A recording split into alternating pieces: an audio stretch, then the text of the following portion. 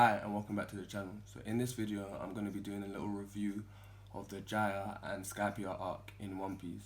So let's get straight into the video.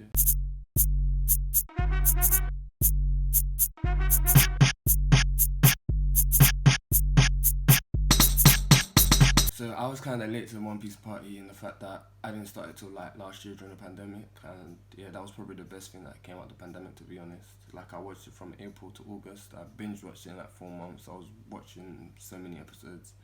It was very intense watching those. So like I said, I watched it last year and I didn't really like this arc, to be honest. I thought there was better arcs. I thought, yeah, that it dragged out in some points, like for example during Luffy and Elno's fight. I thought that dragged out at first. However, now rewatching it the last couple of weeks, I really enjoyed it, and yeah, it's probably one of my favorite arcs in One Piece. The Jaya arc was the perfect introduction in Skypiea arc, as it set up relevant world building for the arc. This is because from the discovery of the ship that nearly killed them from dropping out the sky, and they found various things from Skypiea on the ship, like the map, the waiver, and the dials. Also, meeting the monkeys. This was probably the most hilarious part of the arc, as yeah, when they find the ship and go scuba diving to recover half the stuff, when the monkeys come and have the interaction with Luffy, Zoro, and Sanji, is just funny, as Luffy befriends one of the monkeys so quickly, and just how weird he is as a main character, just really funny. Additionally, it gave a kind of a backstory for Mombak Norland, which was resolved later in the arc, and how his story affected Criticate. Oda's world building here was sick as well, as it set up the flashback with the book, with the book Laia Mont Black Norland, and gave a brief outline of the story before revealing the truth. So even here, Oda sets the seeds for the whole Cake like Island arc like 10 years before it even happened, as he says this, as Sanji says, he was born in North Blue but grew up in East Blue. So here, Oda was just sick and using foreshadowing and setting up an arc like 10 years before it even began. Also, in this arc, he introduced Blackbeard as a character. So the way Oda introduced him was really interesting to me, as like this, in the scene where we meet him, he's in that calf thing with Luffy, and both of them are just they're eating similar things but having different opinions on them. And I thought it was just sick. Like it just shows how different both of them are as a character. Like both literally eating the same thing but have different opinions on them. It was just sick. And also it also shows how similar they were and the characters they were. As after Luffy and Zoro got beat up by Bellamy, and here Luffy was moving like Shanks. It just shows how inspired he is by Shanks. But yeah, they got beaten up, they go outside, and Blackbeard was saying what Bellamy was saying and the others is nonsense, and people's dreams never die. Showing both of them believe in the dreams that they have and they want to achieve, and showing how similar both of them are. Yeah, and also the way that the scene was animated was really cool to me, as like they whited out everyone else. They were just focusing on Zoro, Nami, Luffy, and Blackbeard, and everyone else was just whited out. Kind of showed like, oh yeah, them guys are different from everyone else. So the second fight between Bellamy and Luffy was peak. Like Luffy just one banged him and it was over. And the reason why Luffy had the fight in the first place is probably why he's one of my favorite MCs. Like he fought to protect someone else's pride. Like it literally had nothing to do with him. It was just protecting he was a Cricket's pride. And yeah, it was just sick the way Luffy does that. And the way that they got to Skypiea via the knock-up stream was funny. Like always, Usopp's comedy gold. Like during those scenes, like his eyes were popping out. It just shook. He's just one of my favorites. He's probably my favorite character in One Piece. He's just hilarious. So when they get into this sky, they get in confrontation with the gorilla. They're called gorillas, which we later find out is Wiper, who is a Shandian, and also Gunfall comes to save them in such a weird way on Pegasus. It was just look bare weird. It was funny though. And yeah, after that, Gunfall gives them this whistle to when they need to get saved. This scene was very funny to me because the monster trio got beaten up very easily, and when I first watched it I was like, what's going on? How comes they're getting beaten up? Like this should not be happening. There's like the strongest in the crew. But yeah, now I'm watching it again, still think that it's just funny though, because you find out the reason why that they had to get used to the altitudes, because yeah, it was very high up. So later on during that bit, we find out the Skypians and the Shandians are actually at war over a piece of land called the Upper Yard. Yeah, so we find out later on that yeah, that the day the war started was when they get the Jaya gets knocked. That part of Jaya gets knocked up into the knocked up by the knocked up stream into the sky. And like the war and they heard there was a bell that they heard, and that after the bell rings, it will the war will stop. And the bell is really important in this arc. So once they get into Skypiea, it was really funny because yeah, those ads like a bunch of idiots. As like they had to go through is it the Milky Road? I really can't remember. I think it's called Milky Road, but they didn't pay the immigration fee, which was like dumb. It was like really expensive, even if it was like in another. Can't remember what the currency was, but it was like not in berries, and like yeah, it was a bit mad how much they had to pay. So after that, they meet Connis and her father. So this is where all the dilemmas start to happen because, like I said, they didn't pay the immigration fee, and then they get labelled as criminals. But they didn't know until the white berets come and told them. And the white berets are weird. Like they were like, "Was it he's so?" And then they were just mad. The way they were crawling on the thing was just looked stupid. So yeah, while all of this was going on, Nami got on to this the waiver, and she went up to Upper Yard, which is sacred, where she witnessed a couple of people getting killed by lightning, which we later find out was Enel. Meanwhile, Connors and her father was really scared that they didn't know where Nami was, and like they explained to the rest of the crew that Upper Yard should not be touched. They can't go on it because it's sacred.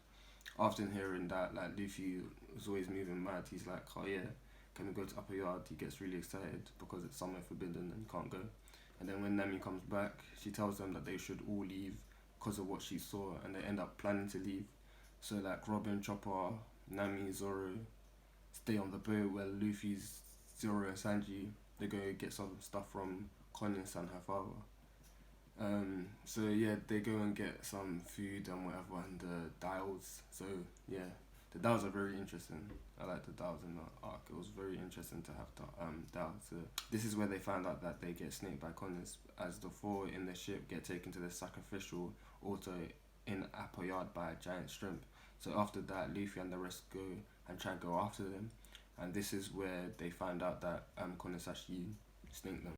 This scene again is why I really like the Straw Hats, as Connors ended up telling them why she done it, and like I'm telling them why she done it, and they didn't get angry at her. They were really concerned about her safety and asked her why did you say that, like you're gonna get targeted. And as a result of that, Enel tries to kill them, but Gunfo saves them, and then Luffy, Zoro, no Luffy, Sanji, and Usopp go on to the boat. One of the things that I found very interesting in the arc was the religious aspect of the arc, as they brought the idea of God into it a lot, as Enel was moving like an omnipotent, omniscient God, but he wasn't omnibenevolent. But yeah, it showed all the characteristics that people say God has, and I found it very interesting. And he just had a mad God complex. Like his God complex was crazy. Another interesting aspect of the arc was the ordeals that Luffy, Sanji, and Usopp had to face when trying to find the rest of the crew.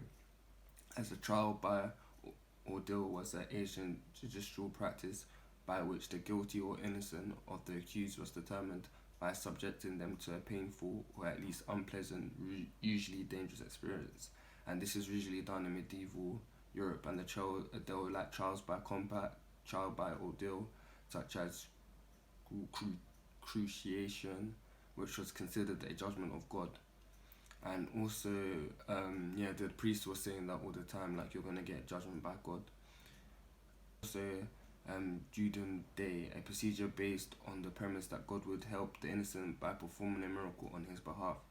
This practice was has much earlier in its roots and attests to as far back as the Code of Herbarium and the Code of Urinarium. Ooh, I butchered that again as usual. I'm gonna put the link down below of like where I found this stuff. So it's like on Wikipedia. So I'm gonna, if you guys want to read it, I'll put it in the link down below. So again, this links to the religious aspect of the arc, as the priest kept on saying, "Oh, God will pass judgment on the people that are sinning," and also it was considered to be a miracle to survive, which again adds the religious element to the arc, as it was like 10% chance that there will be Hattori, which was one of the priests in the fight, which was the ordeal or balls. Even the fact that those priests in those priests in the arc again shows the religious aspect of the arc, which I found really interesting. So the lead up to the fight that they had with Hattori was funny. They were just messing around on the boat before the ordeal, and Luffy was doing all these impressions. It was just hilarious. And the fight itself was sick because there was loads of DAOs, which was used by Hattori. And for me, the use of DAOs added the world building to the arc, which was pretty cool. And going back to the fight, going back to the fight, the way the fight ended was really funny to me. Like Luffy just wrapping his legs around Hattori, and then Sanji just kicking him and saying he was going through the ordeal of love and whatever, just being stupid. And how can I forget Usopp? In that fight, it was hilarious. As he had the was it Usopp?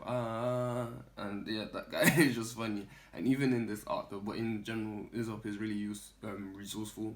Like that guy can just make anything out of anything, and I think it's really sick. And the one thing about the arc that made no sense after watching it and after finding out about Haki is that the mantra was basically Haki, and you didn't find that out until Rayleigh explained it, like after the time skip. I think it was after the time skip, like sometime after the time skip. And would mantra be advanced observation Haki, because you're reading their movements, but at the same time it's the same Haki Aisha. So Aisha is one of the Sandrian girls that they see, and she plays a big part in the arc as well. She has the one when you can hear everything wherever you're going around, and it's kind of similar to the one that Kobe has, which he has found out that he has after the Marineford arc. So like here, didn't like mantra and Haki made no sense to me at that when I watched it, but rewatching it still doesn't make sense to me how mantra and Haki are similar things. But like yeah, it's like I feel like Oda pulled out of nowhere. Like it did not make sense at the time, and like he always does that sometimes. But anyway, so to me, Gunfor's character was very interesting to me as well, as he met Roger like 20 years before, and when he was talking to Connis and her father in a roundabout way, he was saying that he has been friends with criminal, but they are nice people. So he was like comparing Luffy to Roger's crew. In a way, he was contemplating the meaning of justice, which One Piece I feel like does a lot, as the crew was nice, but in the eyes of the law, they're bad, the criminals.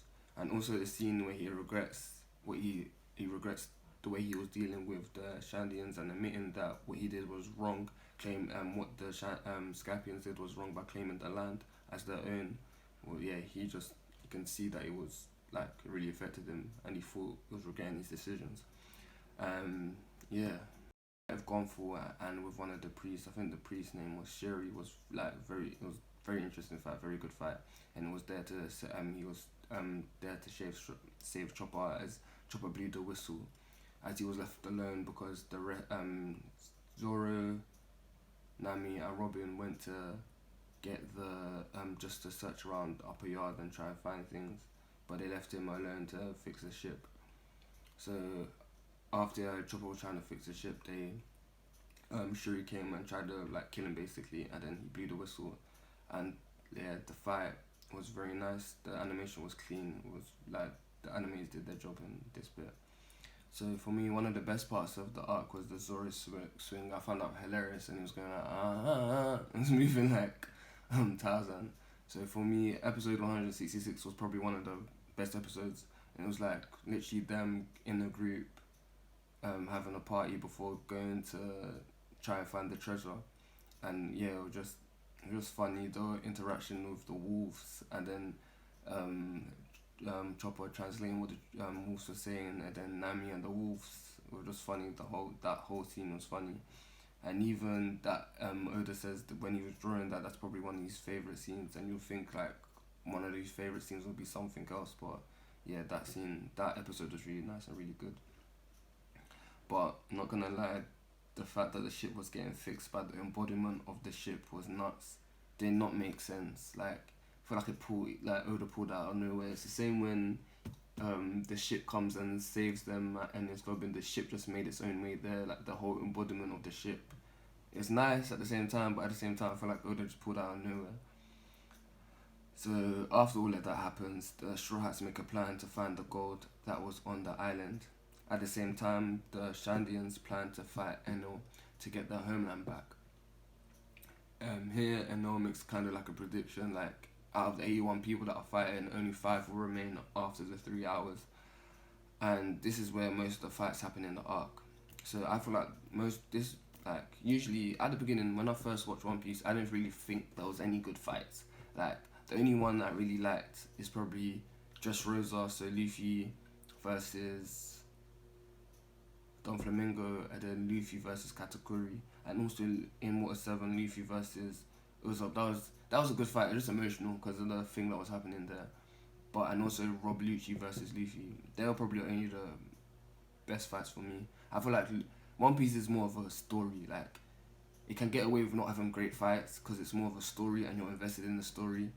So yeah, like there's loads of there's loads of animes with better fights than One Piece. But I feel like rewatching this arc, I was like maybe not, because there was actually very good fights in this arc.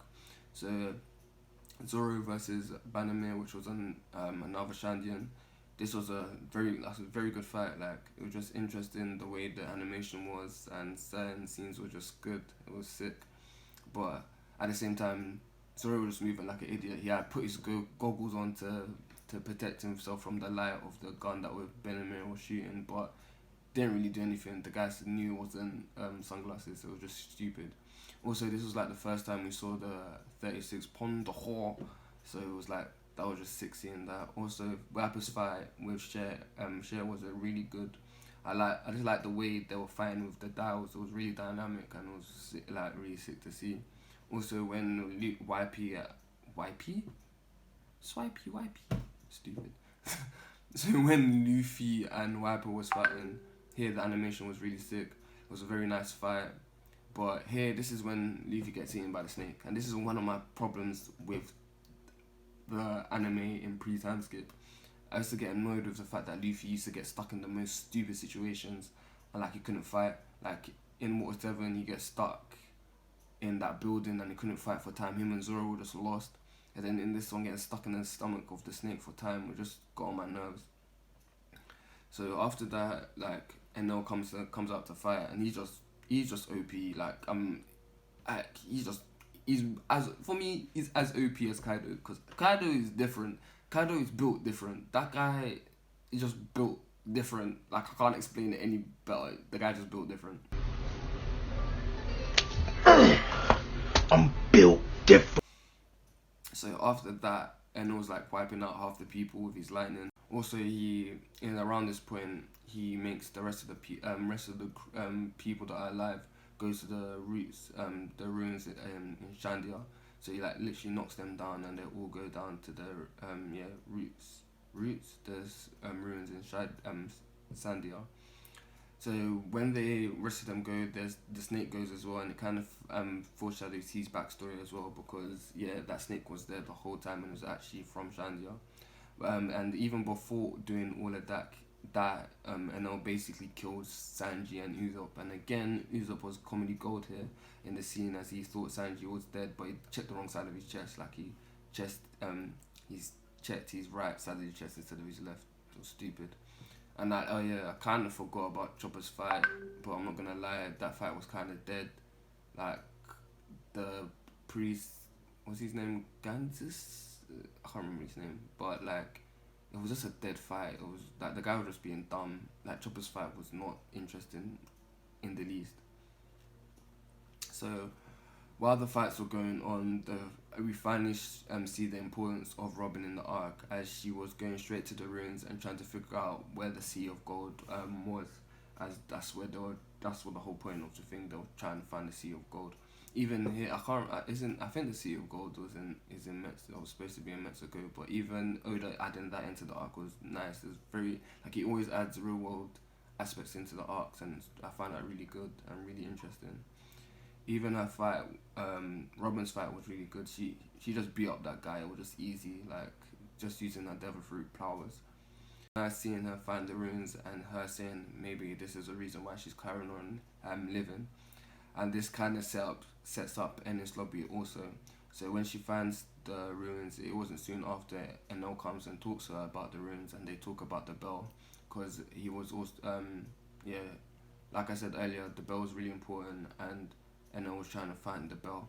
So even Nami and Gunfall fight with the twins was really good, and I low-key feel that people underrate and underappreciate Nami's fights, as I really like her fights, and as she uses her head when she's fighting, and she really tries to gain an advantage from her surroundings, as the fact that one of the twins used the flame dial and made the air hot, and she cooled it down with her baton, which allowed air to be missed and allowed her to win the fight. So the fight between Zoro, and Gunfall and Wiper was hard. It was the interactions that they had with each other was really sick, and the fight in general was cold. And the added aspect of the snake, which later Aisha, Gunfall, Pegasus, and Nami, because Nami, Nami comes out of nowhere with Aisha, and Nami and Aisha come out of nowhere because Aisha tries to come to the upper yard to save Wiper, and she nearly gets eaten by one of the animals in the White Sea, and then they just find her, then she basically tags along with them towards the end of the arc. So while those fights were going on, Nami, Luffy, Gunfall, Pegasus, and Aisha were in the snake's belly. So when Aisha sees Gunfall, she was angry because she has hatred towards the Skypians, which I feel like it was learned. Like, she was just taught to hate them. Like, she didn't really have to hate them, to be honest. And even when she tried to kill Gunfall, Luffy stops her. Stops her, and this is probably like one of another reasons why he's my favorite shonen main characters, as he stopped her from doing that, and he's saying you're gonna regret doing that. And it kind of reminds me of when Luffy stops Momonosuke from bowing his head in Zao when he's crying and saying, "Can you help me?" Like, these are some of the reasons why I just like Luffy. He's just a really good main character. I feel like he's different from other shonen main characters. Also, Nami had a very interesting take on the whole war with the Shandians and the Skypians. As she said, the Shandians were wrong for not trying to coexist with them. I low-key understand where she's coming from, but at the same time, Upper Yard was literally their homeland, and they've got taken away from their homeland because people have claimed it as their own, because it's like there was no earth in the sky, so it must be sacred and it must be theirs. So like I said, again, this is what annoys me about time skip Luffy, the fact that he gets caught in dumb places and he didn't get out with the rest of the people in the stomach of the snake, because he held on to the waiver with Aisha and then got blown away, and he was stuck for another how many episodes in the thing. It was just annoying. It was just very annoying. And it felt like he was moving like Goku in this arc. You know, when Goku would come out, like everyone was just waiting for him to, and everyone would just be holding off until Goku comes. Like, it just felt like Luffy was moving like Goku. They were just waiting for him to come and save the day, basically. So the scene where the only 6 out of the 81 was left was cold, as Enel asked him who's going to die, and everyone else just putting it at him. And again, it was just sick seeing that. And again, that scene just showed how OP Enel was, because he basically burnt everyone to their crisp again. So now I'm gonna go into the fight with Luffy and Enel. I feel like this was a really good fight, but like I said earlier at the beginning, I did not think this fight was good. I thought it dragged out too long, but I still think that at some points, because again, some of the things that Luffy does here is just stupid.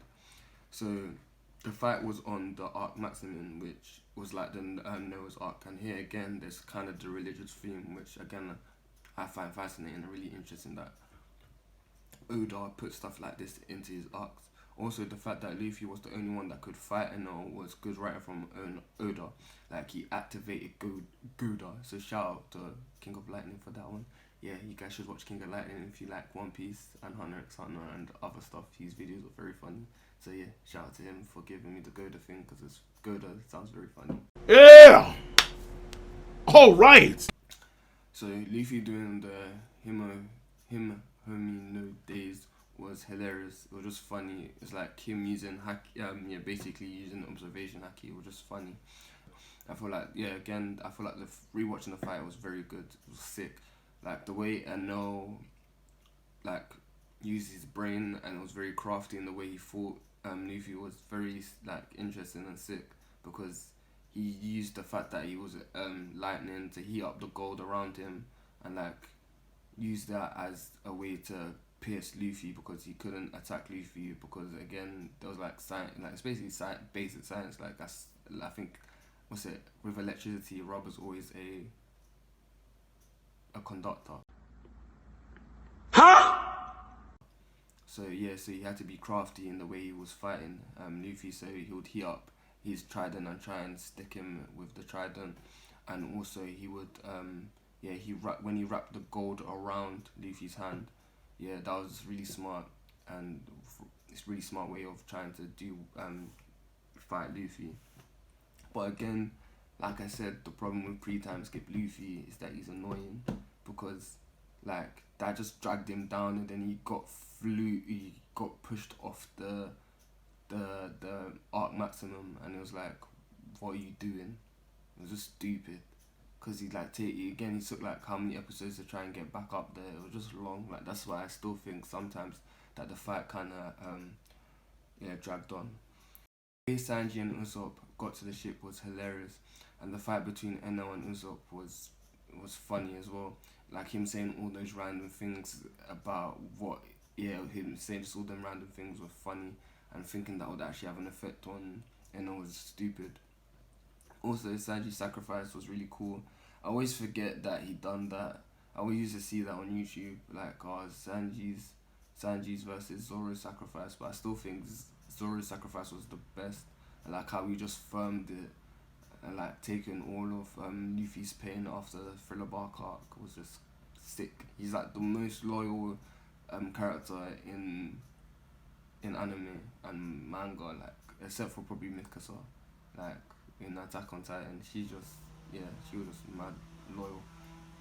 So the way the fight ended was cool also, with Luffy punching Eno and hitting the bell, letting Cricket and the monkeys know that this where the rest of Jaya was, and it was in the sky. Again, showing why Luffy is my favorite main characters. Like he was thinking of others, but in Luffy's own special way. Get slapped with the flashbacks was kind of peak, but at the same time was a perfect at the same time, because it was right when Skypiea was getting destroyed by Eno, which I don't remember that happening. I really like when I was watching, I was like, don't remember that happening. So so the only reason why again Norland went to the island during the flashbacks was because he had the bell, and the flashbacks were quite interesting, as the first interaction Norland has with the Shandians was saving Kaguri's daughter from the sacrificial altar, and he killed the snake, which was the Shandian's god, at the sacrificial altar, as the chief of the Shandians said that they must sacrifice something to God to get rid of the curse of everyone dying of the disease. This was fascinating to me, as I feel like the two ideas of like traditionalism and modernism was coming head to head, as the Shandians were stuck in the way of acting in tradition, whereas Nolan was like, why are you killing people when you can use modern medicine to save everyone? And after that they were gonna kill him, and then they gave him time to try and save everyone else who was who had the disease. But when this was happening, he got caught in a line stand and he was stuck. And Kaguri just literally watched him and didn't help him at all. And he also had an interesting conversation with Norland, like the ones that Norland was having with the other people at the altar. Again, I found that really interesting and fascinating to me, because it was like, again, like Norland was saying to them, why are you killing people? But at the same time, it's like, why are you telling me that that my traditions are wrong? But at the same time, you're killing people, and it doesn't make it right that you're killing people to try and save the rest of the people. It doesn't make sense. And as Calgary was saying that they've lived this way for centuries, and Nolan kept on saying it doesn't make it right, as people's lives are precious. even after killing the snake, which was their god, Kagri says, "I've gone against God," and asks even whether it was and asks whether Nolan can really save the village. It just shows that even when something's tradition doesn't really make it right. And the relationship after that was really cool as they come to have a mutual understanding with each other. And Kagri even calls their god, the snake, the actual snake. And yeah, their relationship was just nice. It was really nice friendship between Kagri and Nolan. And yeah, so Nolan saves the other people with the cure. After that, okay, so however, their friendship comes to a halt because they cut down the ancestral trees of the Shandians. But however, after coming to understanding of why they done that, they start talking. They didn't talk, but Calgary tries to run to Norland and to say bye. And then after that, they make a promise that Norland will come back and that Calgary will carry on ringing the bell until every day until he comes back. And then when Nolan eventually tries to come back, the island is gone to the is gone up in the knockout stream like a year before Nolan comes. As a result, Nolan gets killed. Or not gets killed, gets executed because they think he's a liar and he told the king that there's a place full of gold and like when they go it's not there, so he gets executed. And the execution is kind of reminds me of how Roger one was because everyone was just there saying nah, yeah, it just reminds me of Roger's one. But yeah, when you deep it, the whole arc is literally a day. Anime time periods does not make sense to me. And also another thing that didn't make sense for me in the pre-time skip is the use of purple. They really use purple. They use bare purple and exaggerating the characters' features in some like to show the intense emotion on the face. Which so another reason why I love the arc is the self-contained aspect of the arc, in the sense that it happens in the sky away from the rest of the world of One Piece, which also makes me feel like Luffy's bounty would be much higher if the world government knew what was going on. But at the same time, it did affect the rest of the One Piece world, which doesn't make sense why people skip the arc because people feel like it's filler. So another reason is the fact that it sets up Fisherman Island like 6 to 7 arcs before it even happens, with the reading of the poneglyphs and saying the ancient weapon Poseidon. Also, this arc is literally like the epitome of pre-time skip for me because it's literally them going to island looking for something to do with no clear objective and them joking around and having fun. This is why pre-time skip is better than post-time skip for me. Additionally, the world building in the arc brings something to the story which was sick, as now there are various islands in the sky that they can go and explore. Furthermore, the arc finally demonstrates the importance that Robin brings to the crew as she is needed to find out where One Piece is so she can read the poneglyphs, which also sets up in this lobby too. Also, another reason why I really like the arc is the Greek mythology that Oda implements into it. As Jaya, the personification of Earth, is one of Greek's primordial deities, and Jaya is also the ancestral mother of all life. She's a fertile god and a food giver. And Verth, literally meaning earth, is a name given to the world by the people of Skypiea. And also in the island clouds, they can't grow food, so they can't, as the plants can't germinate them. Thus, the earth is being the most valuable sustainment in Skypiea because Upper Yard has the largest concentration of earth in Skypiea, and as a result, is considered a sacred land.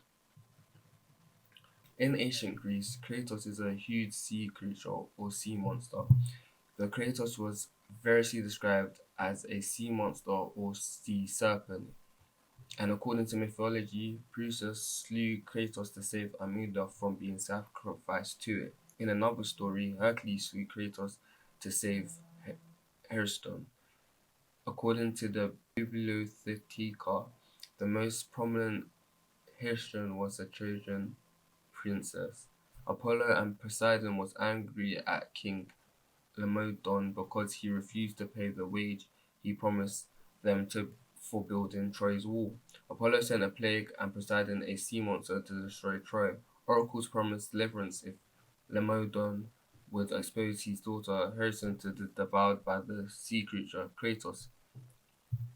So, relaying it back to One Piece, after the dying priest had a vision, he declared that only one way to survive the curse, the tree fever, that was the disease, that was plaguing the land was to sacrifice the most beautiful woman. Most of us went willing to the altars to save her people, just before their god devoured her.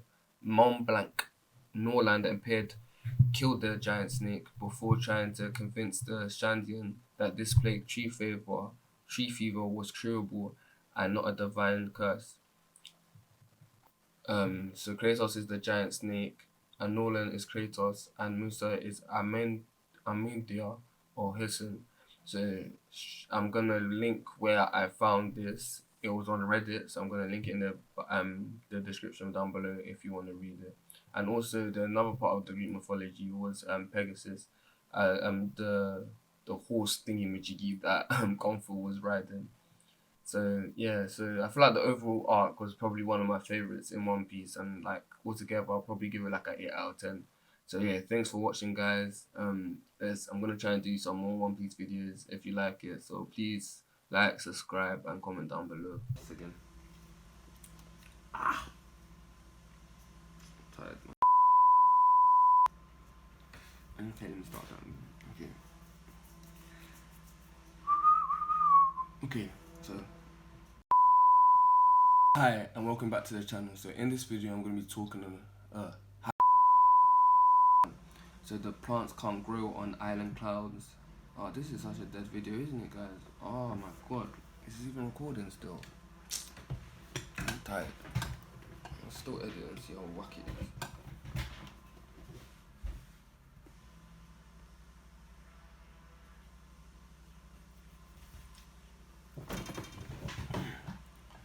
So,